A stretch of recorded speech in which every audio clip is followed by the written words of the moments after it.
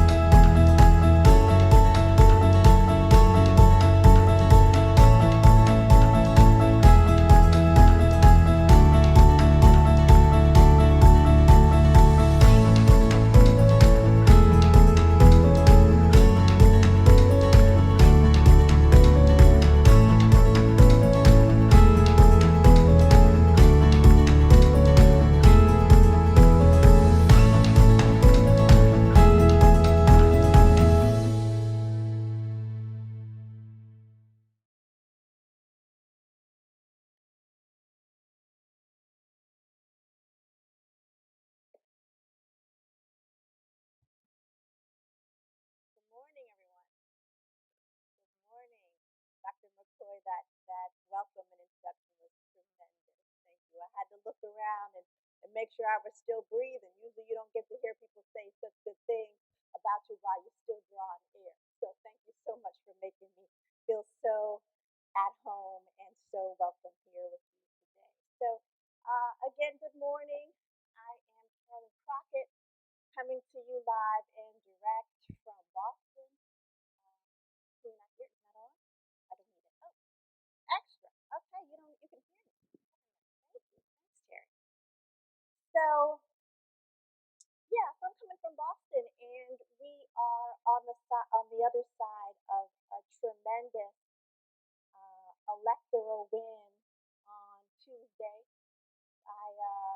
We brought in a very powerful woman to office in the mayor's office in the city of Boston, and I understand here in Durham you have a powerful new mayor yourself. So it's wonderful to be able to celebrate milestones, especially when we know that women will lead us forward. So again, bringing some celebratory spirit, and also just wanting to lift up the fact that you all have been leading, having this convening of folks of like-minded hearts and souls for 10 years. Now, this says you are at the 10th anniversary of this convening, so I want to say congratulations. I want to lift up the organizers who have made it possible for all of us to be together.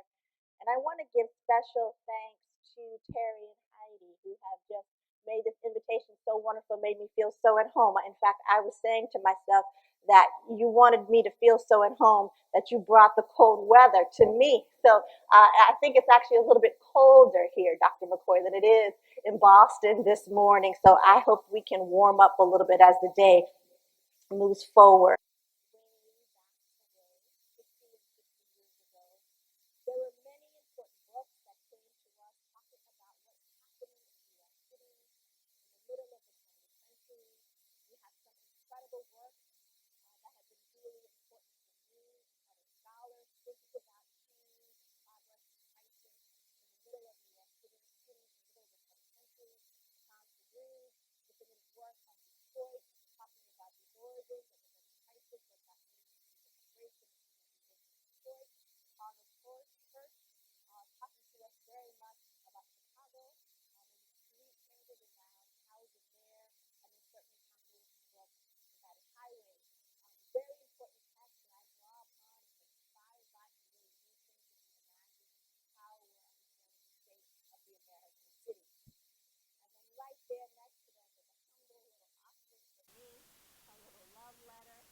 from a homegrown Boston kid who was trying to really understand her own city in the context of these larger struggles around the vitality, the economic growth, and the equitable inclusion, I guess we would say now, of people who had long been in the city. And so for me, this book I wrote, People Before Highways, that was published by UMass Press in 2018, is my contribution to this bigger story about what do all of these pressures inside of American cities mean, and how can we understand systems change at the highest level.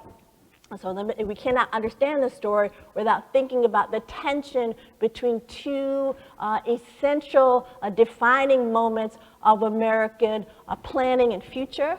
So I call out the Brown decision of May 1954. You see there on your screen a jubilant Thurgood Marshall, flanked by Hayes and Nabbit, his collaborators from the NAACP Legal Defense Fund. Of course, they are celebrating the miraculous, seemingly miraculous, but very hard-fought battle to the Supreme Court to outlaw separate but equal. And so we know with the Brown decision comes this high water mark of civil rights organizing, of really thinking about what racial integration means, not just in schools, but in all of American society and systems. On the other side of the screen, you see there President Eisenhower signing off on the Federal Aid Highway Act. I call this out as 1956 as a defining moment when the federal interstate highway system was given a tremendous shot in the arm. So this system, which we know today, consists of 46,000 miles of roads, valued at about $400 billion, was really unleashed by the stroke of a pen. And so what I submit to you today, as you're looking at two extremely different, in fact, oppositional visions of what the future of U.S. cities and towns and places could be. One on the part of Brown, thinking about racial integration, thinking about a way that the entire country could become more united, and then the Federal Aid Highway Act unleashing a system of road building, destruction, and separation, and racial resegregation that would be catastrophic for the rest of the century, and that we're still grappling with today. And in the midst of this, again, new movements for liberation, new movements around civil rights, around student activism, around women's rights, and then also around the world, new claims for independence and liberation. In the middle of your screen, of course, is that iconic photo of Kwame Nkrumah on the night of Ghana's independence being declared in 1957. And so what we're talking about are very different visions of change, of racial liberation, of integration spatially and nationally, and asking ourselves, what did people do?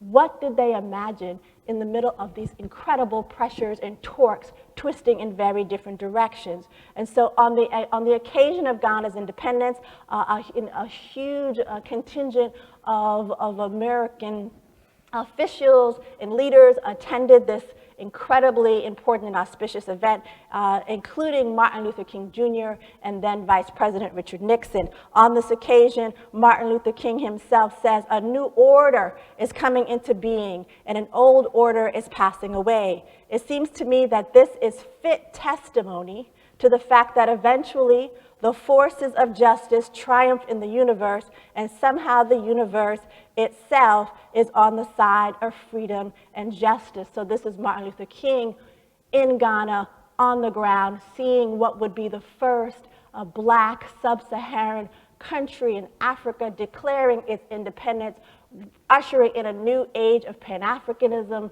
a new movement around black liberation, not just based in the United States, but as a global movement. And so very different articulations of liberation, of what's possible, all coming together in the bodies of some very, very important people that will play a big part in the story that I'll share today.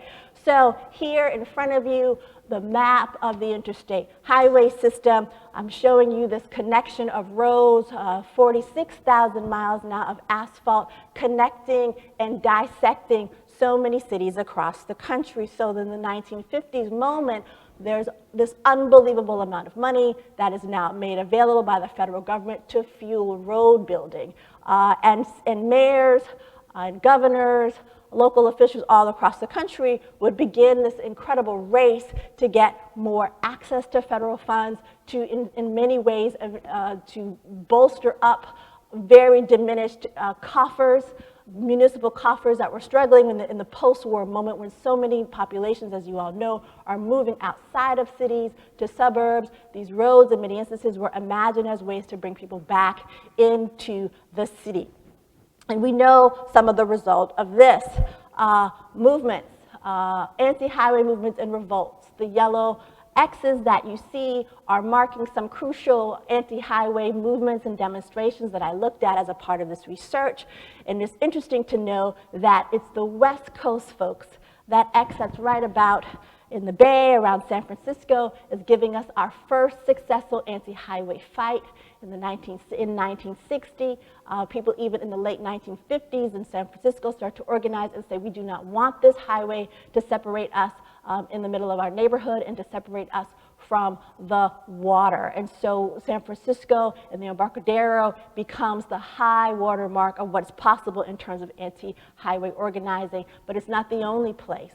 Many communities rejected these roads despite the fact that so many elected officials were eager to mark these roads as a mark of progress, as a way to get federal funding into regions that they argued need them. The federal government was, as many of you know, reimbursing cities to the tune of 90 cents on the dollar. So this was free money, big money, and really a way to get people to be convinced that this was the future, that this was progress, and this was the way forward for us. In Boston, this road and the defeat of this road was a defining moment for progressive and grassroots activists who worked on this fight from the late 50s through the 60s, 70s, until their eventual total victory with the creation of new mass transit and a park in the middle of our city, which was some of what we were able to win in the mid and late 80s. So what you see in front of you is the plan. This dotted line represents what would have been the spoken wheel design of an interstate system coming into Boston. You see two circumferential roads. The dotted in the middle is the inner belt.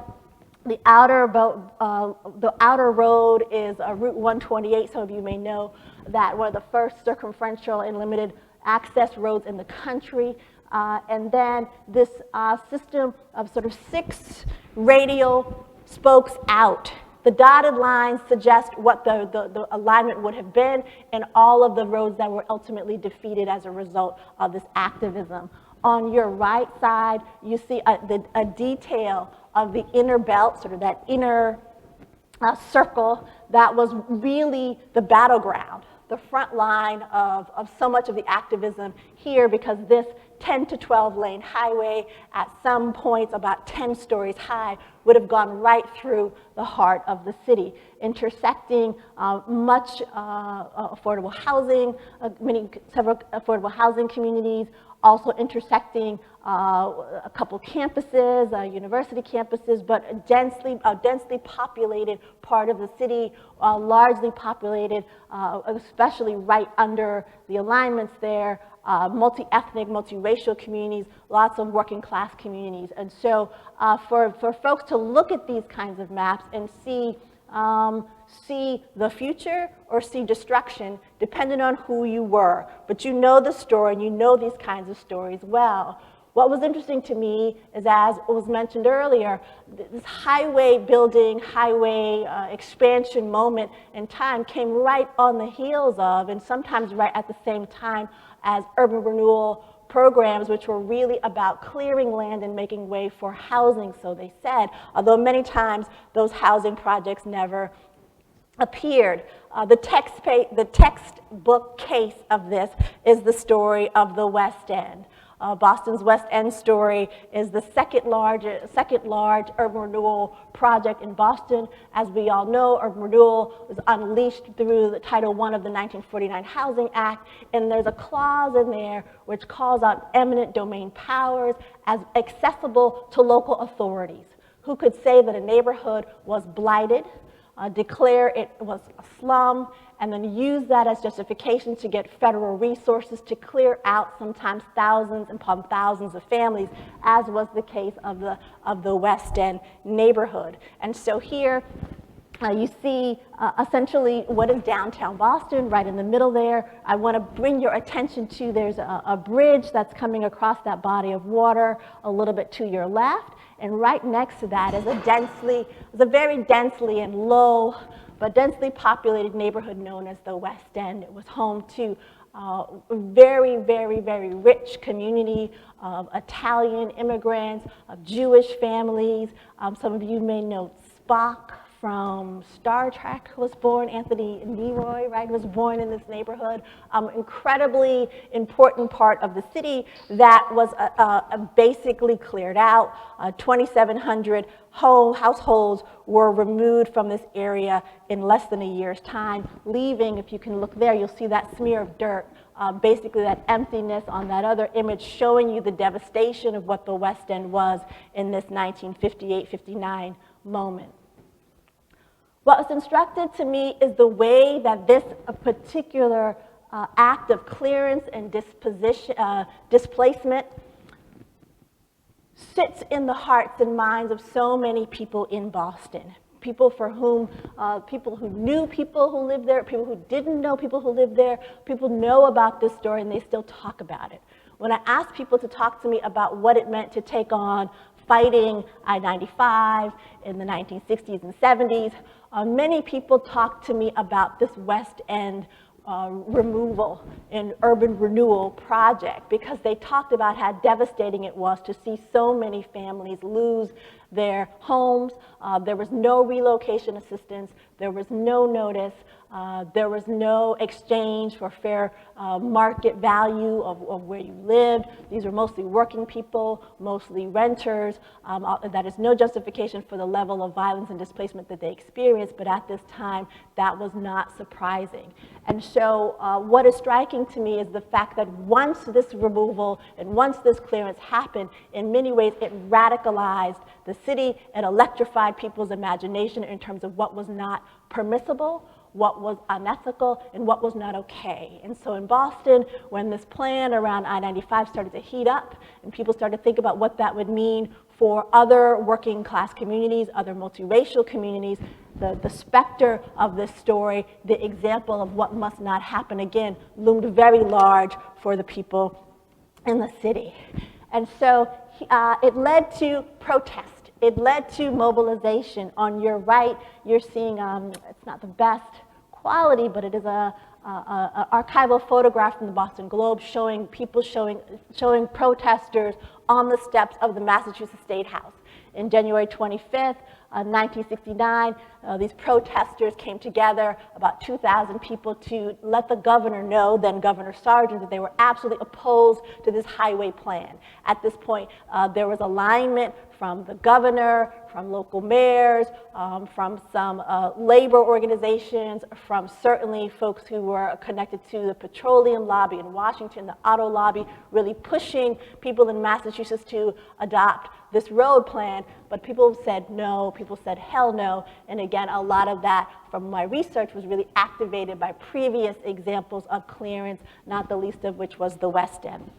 On the other side is about 8 or 9 months prior to this People Before Highways Day demonstration, which is what it was called, protesters showed up on those same steps of the State House to perform a silent vigil for Dr. King's assassination. So after Dr. King was murdered in 1968, many folks came to the steps of the State House to make their petition. And the petition you see in front of them is this sign saying "Black is beautiful," seemingly innocuous phrase, but at the time very radical.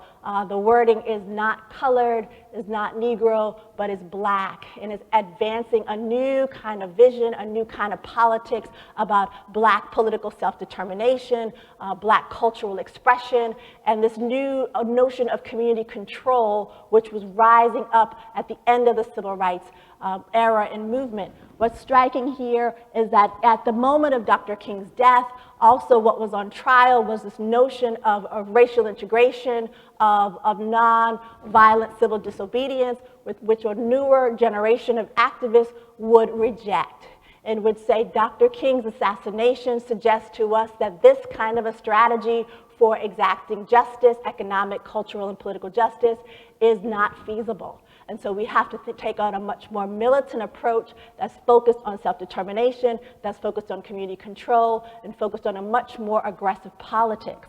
And so it's no surprise to me that these activists would put themselves again on the steps of the State House as a way to put their call not only in the public sphere, but also to make a petition to state government, to the governor, saying these are the new terms, this is the new reality, this is the new politics of this moment. Those politics, those visions, that sense of boldness would go directly into the heart of the anti-highway movement and change the strategy for how to not only mobilize people on the ground, but how to articulate a different kind of a vision for the future of the city, of the region, and of the country. This is not inconsequential. So on that same day, January 25th, 1969, what you see here is a larger photo of those protesters who showed up. On your right side is Governor Sargent, who, bless his heart, was brave enough to come and confront these protesters, even though he was only a few days on the job. So for folks who are in this room with me, I would just ask for you to take a look at this photograph and tell me what you see, or anything interesting here for you, anything notable, just visually, from what you see of this image from 1969. This is a very important moment for this movement, and I just wonder what you notice, if anything.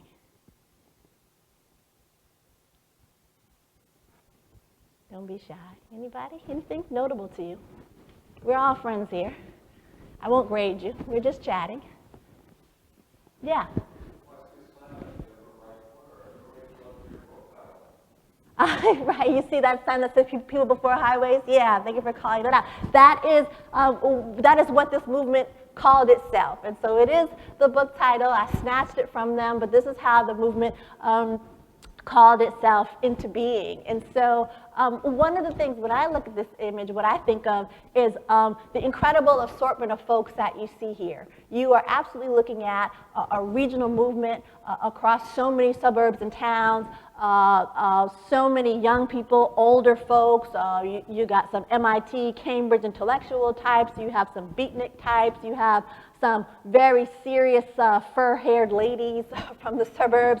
You got some older bingo ladies smoking, and some of my favorite, you have these altar boys who are in the front, and they look very skeptical. That's something they all have in common. They're all very skeptical and not impressed by this guy, the governor, despite the earnestness of his body language, his appeal. Nobody's impressed. Again, not even the children. So he had a hard day that day, but this would begin the negotiations between the State House, the governor, and folks on the ground, saying there is a different kind of future that's possible. It's not just about stopping roads, although we're going to start there, but we really want to think about a different kind of a vision for us in this moment of 1969. And so here's an early kind of rendering of what this road design would look like. This is around 1962 or 63 from the Department of Public Works. Many of these state agencies, as you all know, are kind of where technocratic planners sit and come up with images like this that look kind of okay, right? And I look at this, I see kind of wavy, noodly, spaghetti-like lines all over, suggesting what these new roads would be and what their configuration was. And sometimes these planners would bring these kinds of maps to community meetings in a forum like this and say, this is the plan we have, do you like it? And people would say, I mean, I guess. Does it mean I'll get to someplace faster? Does it mean more cars will be able to get out of these side roads and get on the, fine, it all looks great.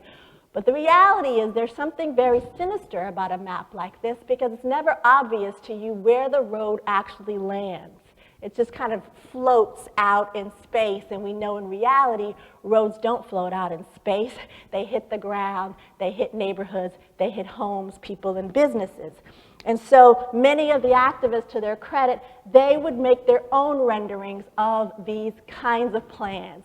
And this is an example from a local Cambridge newspaper that I found, an archival image of what the highway activists were doing. What they would do is they would show the alignment that was being proposed by the state. So what I did for you is I tried to highlight myself with red and green and blue, the alternative alignments that were being suggested by activists and advocates. And up above, that yellow line is showing you what the Department of Public Works plan was. I'm sure you can't really see what's here, but in principle, what you're seeing is the activists understanding that you need to show a street level map. You need to show something like a Rand McNally map so people to understand, again, what the impact of these roads would be. And once activists, including Fred Salvucci, Dennis Blackman, Tunny Lee, and others who are heroes and icons back home, once they started to produce maps like this and publish them in local papers, you now had an organizing tactic. You now had a way to actually bring people's attention to what was happening and what potentially could result if the catastrophic vision of these roads became reality. And so you're seeing an alignment that through Cambridge, which was right on MIT's campus, MIT was none too pleased with the idea that a road would be passing through its campus. And so with each vision that was articulated by activists, the road was getting closer and closer to MIT's footprint. And that also began a lot of this battle and a lot of the tactic, which would be important. So although this doesn't seem maybe that interesting or that glamorous, it's always fascinating to me to understand what are the actual tactics that organizers use to not only raise public consciousness, but to actually make people act. What would make people move into a meeting, into a forum, and onto the steps of the State House unless they understood what was at stake, unless they understood the impact, and these maps and these map-making battles was a really important part of that struggle. And so here, what you're looking at is some of the aftermath of clearance on, along the corridor for what would have been the Southwest Corridor Highway and what are sort of moving through neighborhoods of Jamaica Plain and Roxbury and the South End, very diverse neighborhoods at that time, now facing lots of gentrification, but at the moment that we're talking about, this is after 1966 when so much clearance had happened through the city, and residents are sort of stuck in this limbo place. By 1966, 1970, when the road was stopped, the land just sort of sat dormant. And the question was, what are we going to do with this land? And local residents began to do things like create urban gardens and urban farms. And so what you're seeing is an image of the Southwest Corridor Community Farm.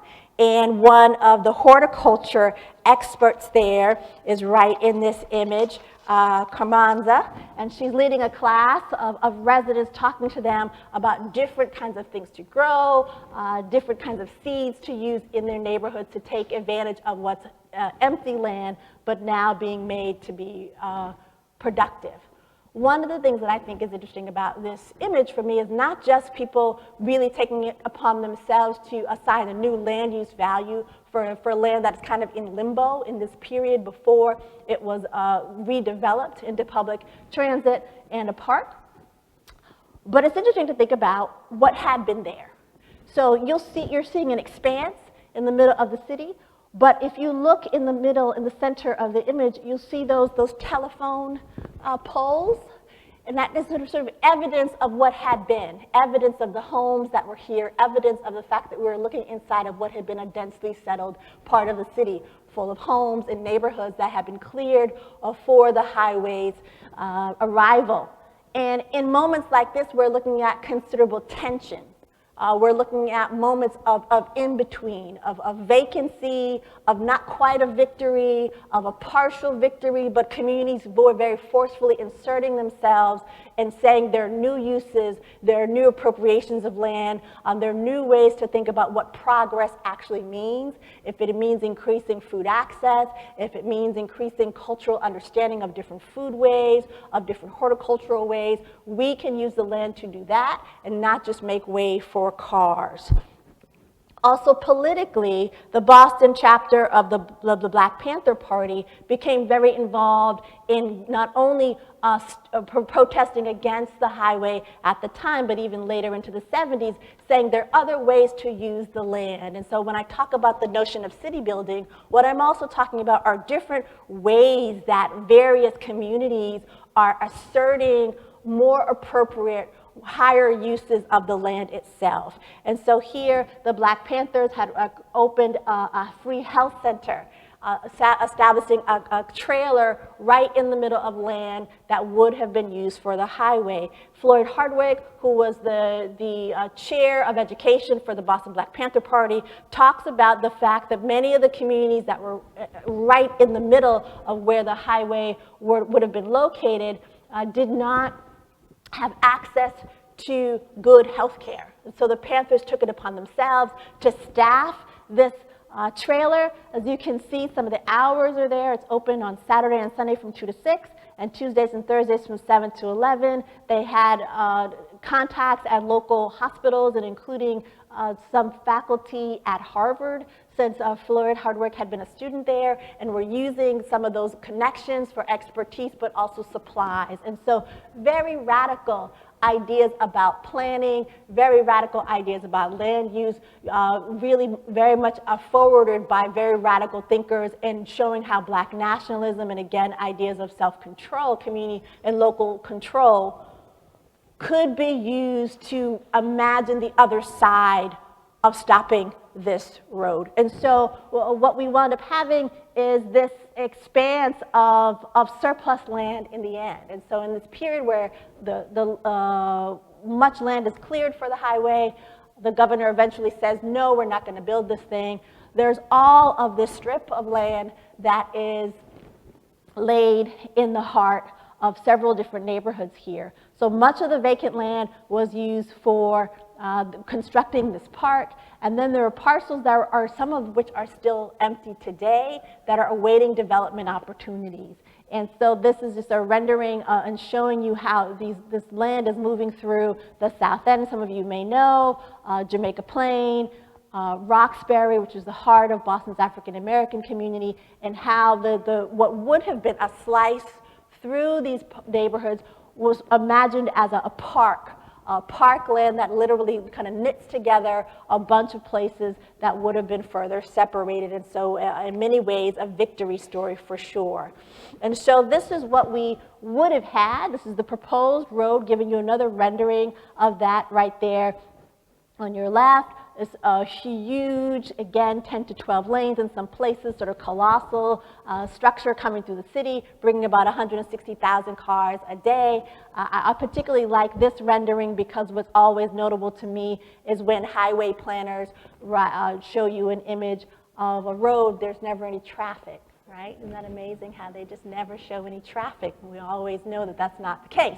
And in fact, when this rendering was released, the traffic counts we know were already outdated and outmoded. And so the Governor Sargent rightfully called out the fact that this is ill-conceived logic that more roads lead to less traffic is quite fallacious, and we know that more roads just create more traffic. And so it was an important understanding, which we understand now, but then at the time seemed out of hand. And so what resulted was, again, stopping this road and then creating a new linear park, a 4.7-mile park that goes through the city and a few neighborhoods that are reconnected based on some surface construction and some roofing literally on top of a train line, the Orange Line train, which is there, you can see in one of the images, and just some beautiful outdoor space.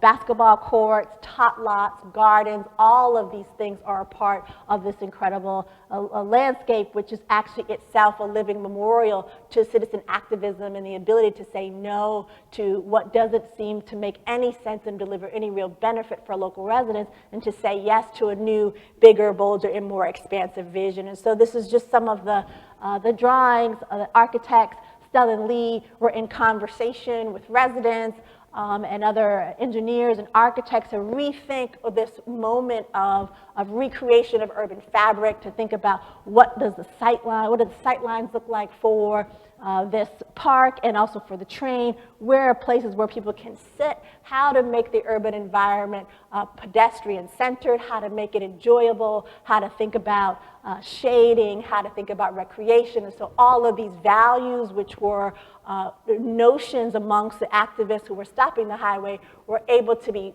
harvested and pulled into a new vision for what this transit and park land could look like. And so as we know, Faulkner said it best, it's there, you've got it. So the conversation now is pulling so much of these stories forward. For me, was really exciting to think about bringing activists and so many people who had been involved in that 1969 moment back together in 2019. We organized a reunion, a coming together, a 50th anniversary of that day. And we brought people into the State House, which was very exciting for me because it was just a small kind of crazy idea that a friend had. And I said, I don't even know how to find these people. And the person said, we'll find them. And so we started calling people, and when I started talking to some of these activists, I said, if we were to commemorate this day when you all were so successful and victorious in defeating this interstate highway system and deciding what yes could look like, how could we commemorate that? And they said, you know, what we want to do is we'd want to actually go inside of the State House. Because when we showed up on January 25th, 1969, we were outside and it was cold, he said. And so we never got a chance to go inside of the building. And so we worked with one of the state reps, Russell Holmes, who is in the middle of the photograph there, and we got permission to bring all these folks into the building. And I'd hoped to bring about 25 people, and you can see we far exceeded that. And we're able to get inside there. We're able to have this moment where there's a drummer outside. We weren't able to bring the drummer inside the State House, unfortunately, because there's some very arcane law making it so that you can't bring drums in the State House. I think that's a problem. But we got in there anyway. And when we showed up, the state police were so worried. They said, what is this? What is the protest? And I said, no, the protest happened. This is the celebration of the protest. And he said, what are you guys going to do? And I said, we are celebrating the protest. These people are friendly. You don't have to worry about anything. So it definitely got a lot of attention because we were such a jubilant crew. But incredibly gratifying to bring these activists together to meet with lawmakers and to just commemorate what was so important, but to remember that the work was not done. And so in that spirit, we pulled another group of folks together to think about what would it mean to literally hack out this history for students, for activists, for academics. How could we create a day to talk about not only what we learned through this history, but what would that mean for current fights to create more affordable housing in the city of Boston, more multimodal transportation, better an understanding of what real jobs look like in an economy that continues to grow. And so we had a hackathon. It's MIT, what else are you going to do? Have a hackathon.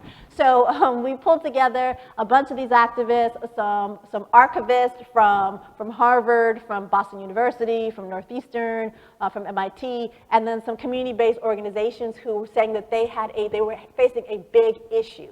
And each of these organizations presented their issue. We created teams that would sort of address the issue. We asked the archivists to let us have access to historical materials that gave us a sense of how this issue was addressed in the past, in the context of the Dudley Street Neighborhood Initiative, which is a nationally known model that's dealing with community land trusts and what it means to have a community land trust as a way to create housing security and stability for neighborhoods that are facing gentrification and other kinds of economic pressures. The Dudley Street Neighborhood Initiative had dealt with a wave of arsons in the 70s and 80s that led that resulted in quite a bit of arson, quite a bit of land vacancy in that community. And so the land trust was an antidote. It's kind of a way to think about control, stabilization, more housing, et cetera. And so we asked the archivist to talk to us about that story and to let the hack team see some of those images, understood what that meant then and now, and had them create what they felt like, what the hack team saw as a strategy for letting people know not only DS&I's history, but letting them know how the past could inform current efforts to actually inform residents who are in the neighborhood who didn't really know that earlier story. So very interesting for us to think about this kind of team-based approach. And then the teams had a day. They basically had 8 hours to be looking at archival material, to be talking to people from a community-based organization, to hear what the problem was, and then literally to meet, to drink a lot of Mountain Dew, and to have some chips, and come up with a solution. And so by the end of the day, you'll see one of the teams there presenting their solution. This is some of the team that worked on it, a group of graduate students in the planning department, folks in the architecture department, and then undergrads too, and local artists, you'll see there in the middle. And then again, a day of this hacking. And so the hack was designed for 55 people. And they organized and assembled, and they thought about big questions related to past organizing, but focused on how to move the work of these key organizations forward. The event sold out in a day and a half or so. It was incredible. And we found that by having professional archivists and activists and academics in the room, it allowed us to do some cross-generational building, because again, for some young people, they didn't know some of these earlier histories. For some of the senior residents who were in the room, and some of them did come, they felt like this was a chance to share what had been their experiences, but the fact that they were so discouraged to know that we were facing and dealing with so many of the same issues that they thought were over and done. And so I leave you with this idea that there is much to do to answer not only these historic fights, these historic battles around the system, very different ideas about what the system is saying is the future, what the system is saying is progress, when in fact we know that the question is always going to be about participation, is always going to be about new notions of what progress is and what power is. Dr. King said it best when he said that power is just the ability to achieve purpose. And the question for us all to consider is, what is the purpose that we are here to advance? And so I celebrate this convening. I celebrate all of you for lifting up the opportunity and the necessity of understanding alternative futures, alternative possibilities, and the realities that we need are not the realities that we have inherited. So I'll leave it there, and thank you so much for the chance to talk with you.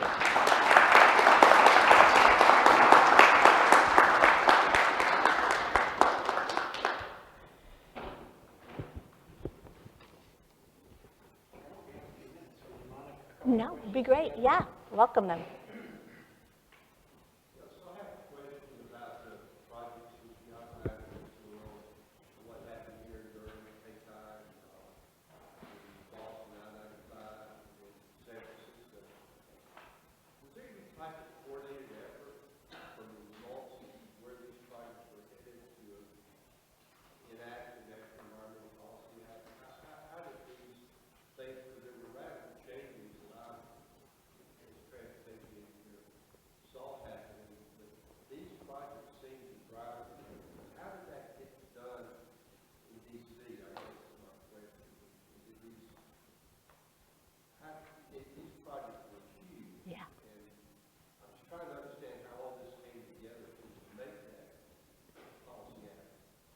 Yeah, no.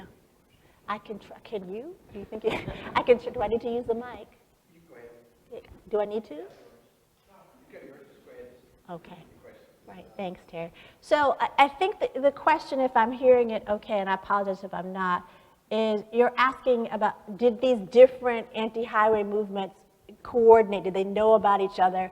And how were they able to sort of bring their activism together and their knowledge together to affect change in Washington? Is that sort of the question? Yeah. There was actually some coordinated effort over time, especially in the Boston case seemed to be decisive for folks. So that kind-hearted looking governor I showed you, Governor Sargent, after he met with folks on that day, he came out on January 25th and talked to folks outside and actually had some private meetings in the State House that day and then in the weeks that followed. When he comes out and he makes this famous speech and he says, "We were wrong. Highways must stop. You guys were right. We were wrong." And he pledges not only to stop these roads, but to go to Washington to get money from DC to create public transit and to basically expand mass transit, commuter rail, and also to do some more work in terms of open space development. He had been in conversation with others, and there was a coalition that came together of folks who were from some of these other cities, and there is this convening that happened in DC where folks really went into advocacy mode. And what that resulted in is the Highway Act of, I think it's 1974, sorry. And what's essential there is that it becomes the moment where there's federal money that becomes available for mass transit. And there's a provision in there called the Boston Transfer, originally, and then the language was changed, and it meant that the federal government could allocate money not just for roads, which had been basically the rule of the day, but for mass transit. And that was, Boston was the first city to tap that funding, and then there were many others and continue to be others around the country. So your question is perfect, because you're basically asking where was the coordination, did that happen, and what was the result? Well, the result was this change in federal transportation law, and also this incredibly powerful coalition of folks that were able to tap their legislators to eventually bring real change to DC and real change to the law. So thank you for that. Hi. So mass transit development can sometimes have negative effects on communities. If they need to build corridors, they can also provide access to communities. And so the decisions made by a mass transit expansion can affect communities either way. So I was thinking to actually stay just outside Roxbury for vacation this past summer. Great. And How was it? I learned a little bit about the story about, in some ways, the lack of extension of mass transit into certain parts of Roxbury denied those areas. Yeah. But fortunately, the corridors that are there are somewhat minimized, like you showed in your drawings. You have good pedestrian access over top of those tracks. Sure. How have mass transit engineering projects done better or what have they learned from highway projects as far as serving communities better? Yeah, no, so your question is essentially a question about access and about the limit, the opportunity, but often the limit of access, transportation access into communities that are underserved, and what can those projects and communities learn from highway movements or even highway plans? This is another great question, and what I found to be interesting is in asking people, and I'll come more directly to your question, and asking people, particularly activists and folks who are on the front line of this anti-highway fight, how did you feel? Like, you have to feel incredible. You defeated this thing, and you didn't think it was possible. It seemed like all the odds were stacked against you. DC saying build roads, you have the governor say build roads, you have all these things. And so you must feel awesome that you stopped this thing. And to a person, most folks were saying they're not so sure. And the reason why they say that, and many of these activists were in their 70s and some 80s, were saying that we didn't realize that by stopping a road, it created this incredible livability in the middle of the city.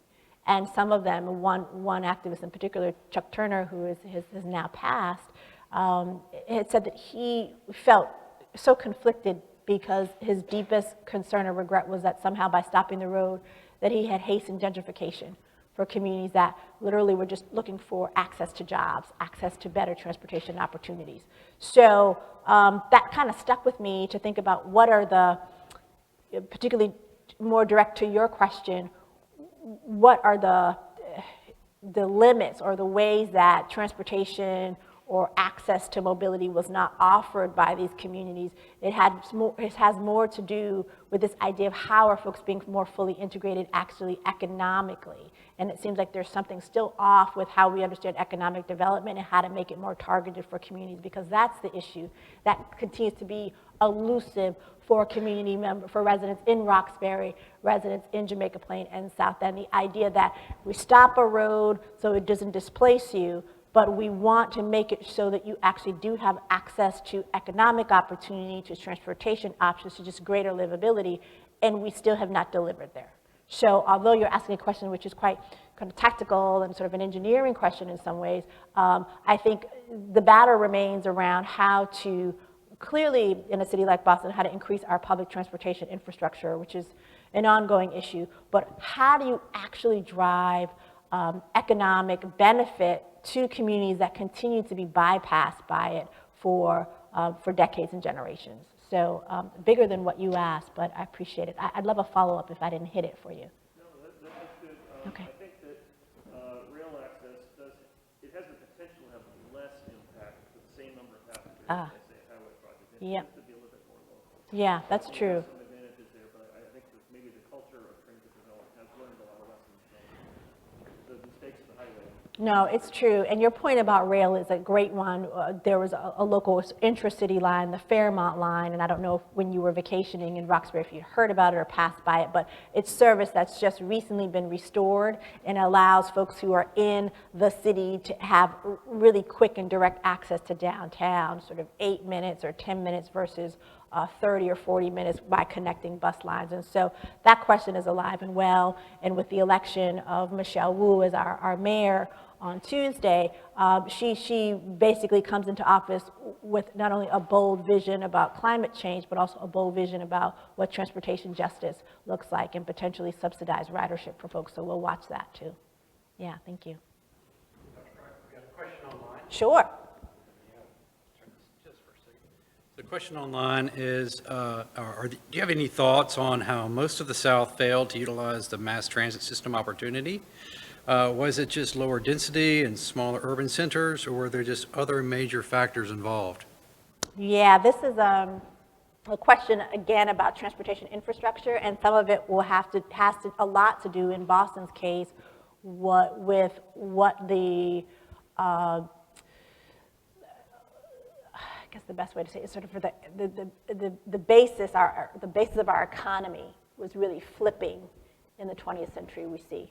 So the fact that Boston makes so much, is able to generate so much of its wealth and productivity in the 19th century, and certainly even before there, when I think about our maritime work, is based on sort of textile production and sea-based trade.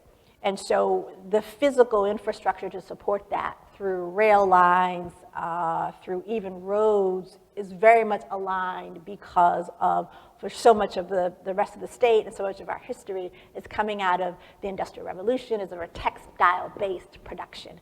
This extreme pivot that we see in the 20th century as Boston moves to a more service-based economy that's based on education and healthcare and finance and all these things, it has a direct implication for the city's physical organization.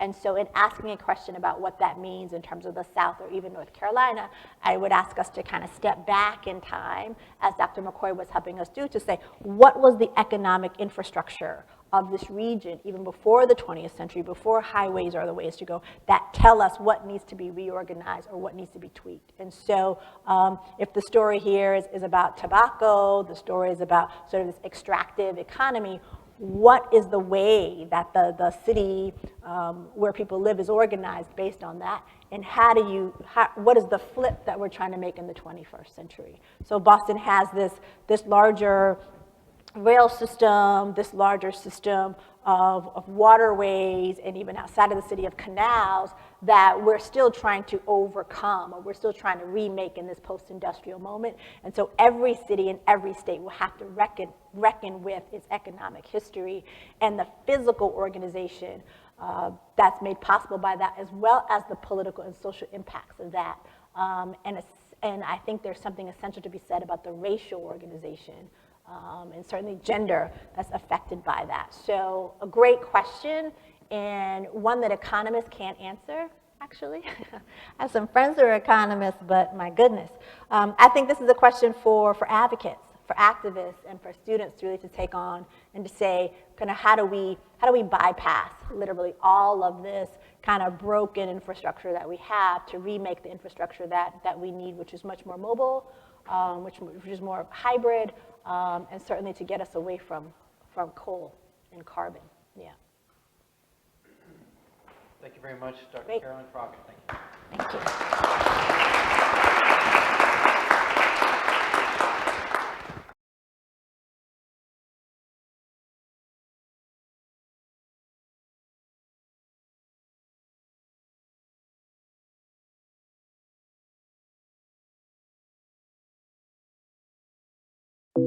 At HDR, we're passionate about making North Carolina a better place to walk and roll.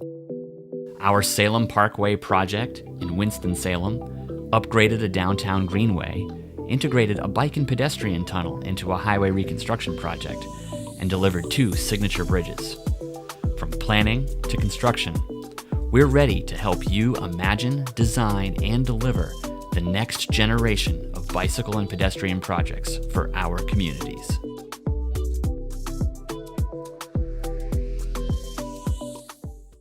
Hi, I'm Lisa Regal with AARP North Carolina. We enjoy working with BikeWalkNC as we work to make our active transportation safer through efforts like the Bicycle Safety Quiz, Vision Zero, and Complete Streets.